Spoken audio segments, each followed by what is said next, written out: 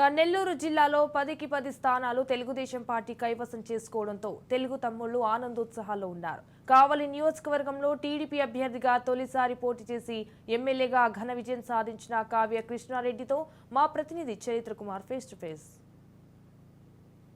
సార్వత్రిక ఎన్నికల సమరం నెల్లూరు జిల్లాలోనే కావలి అసెంబ్లీ నియోజకవర్గం అత్యంత ఉత్కంఠ రేపినటువంటి పరిస్థితి. ఎన్నికలకు ముందు ఎన్నికలు అయిపోయిన తర్వాత వైఎస్ఆర్ కాంగ్రెస్ పార్టీ అభ్యర్థిని దూది పింజంలా గాలిలోకి ఎగరేసినటువంటి టీడీపీ అభ్యర్థి ఈనేటి కావలి ఎమ్మెల్యే కావ్య కృష్ణారెడ్డి మన ముందున్నారు.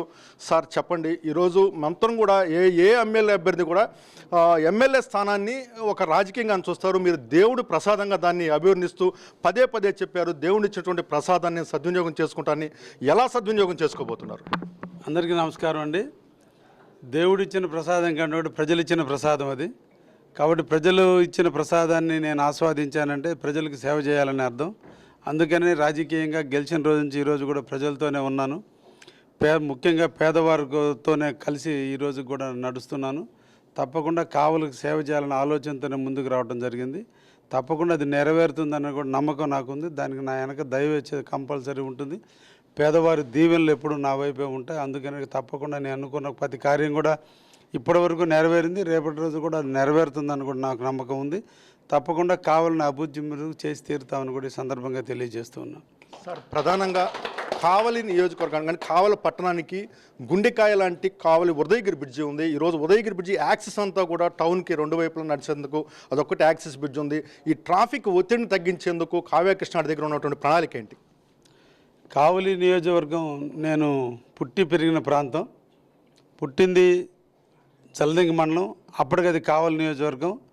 ఇప్పుడు నివసించేది కావలి నియోజకవర్గం. అంటే ఫస్ట్ నుంచి కూడా పుట్టి పెరిగి ఉండేటువంటి నియోజకవర్గం కావలి నియోజకవర్గం. ఇక్కడ అణువణువు నాకు తెలిసిన ప్రాంతం. ప్రతి దిక్కడ ప్రజల మనోభావాలు, ప్రజల ఆలోచనలు తెలిసిన వ్యక్తిని.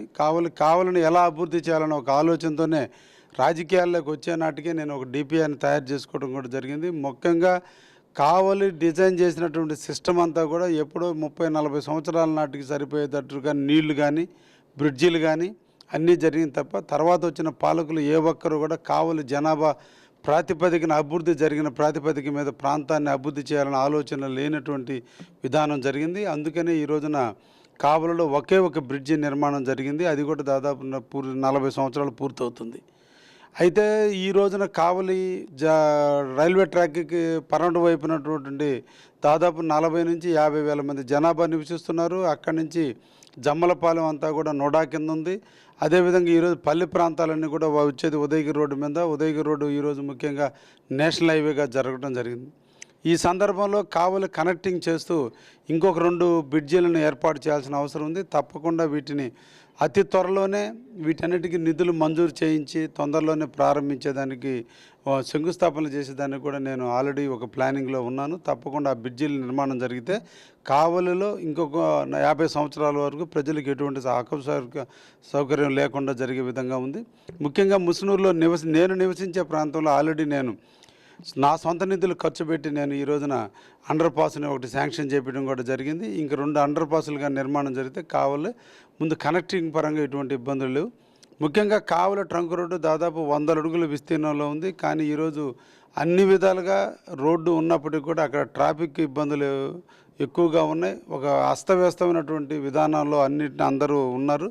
వీటన్ని క్రమబద్ధీకరించి ప్రతి పేదవాడికి న్యాయం జరిగే విధంగా చూస్తూ రోడ్డు నుంచి డ్రైన్ వరకు కూడా ఫ్లేవర్స్ వేపించేసి రోడ్డుని విశాలంగా ఉండేటట్టుగా చేయాలని ఒక దృఢ సంకల్పంతో ఉన్నాం.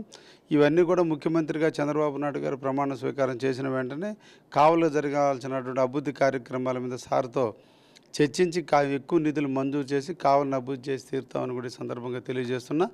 ముఖ్యంగా కావలి నియోజకవర్గంలో ఉన్నటువంటి బృందావన కాలనీ దగ్గర నుంచి ముసునూరు వరకు హైవే వరకు కానీ మద్దురుపాడులో గోపాలకృష్ణ కళ్యాణ మండపం కాడి నుంచి మద్దురుపాడు వరకు కూడా రోడ్డుని డబుల్ రోడ్డు చేయాల్సిన అవసరం ఉంది. దాన్ని కూడా తొందరలోనే అది కూడా పనులు ప్రారంభించే విధంగా చేస్తామని కూడా తెలియజేస్తున్నా. చివరిగా ఒక ప్రశ్న, ఈరోజు సామాజిక మాధ్యమాల్లో ఎమ్మెల్యే కావ్య కృష్ణారెడ్డి కక్ష సాధింపులకు పాల్పడుతున్నట్టు కూడా పెద్ద ఎత్తున ట్రోలింగ్స్ జరుగుతున్నాయి.